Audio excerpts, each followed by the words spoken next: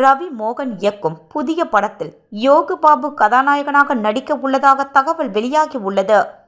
தமிழ் சினிமாவில் முன்னணி நடிகராக வலம் வருபவர் ரவி மோகன். ஜெயம் படத்தின் மூலம் அறிமுகமான இவர் ஆரம்பத்தில் இருந்தே வித்தியாசமான கதைகளை தேர்ந்தெடுத்து நடித்து வருகிறார். சமீபத்தில் இவரது நடிப்பில் காதலிக்க நேரமில்லை பிரதர் ஆகிய படங்கள் வெளியாகின. இதனைத் தொடர்ந்து கரேத்தே பாபு, ஜீனி, பராசக்தி ஆகிய படங்களை தன் கைவசம் வைத்துள்ளார்.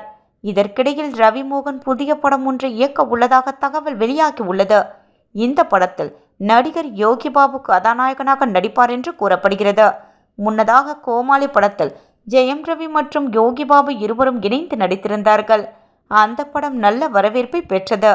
ரவி மோகன் இந்த புதிய படத்தை தன் வாழ்க்கையில் எதிர்கொண்ட சவால்களை ஒரு நகைச்சுவையாக ஃபேமிலி என்டர்டெய்னர் படமாக இயக்க திட்டமிட்டுள்ளார்.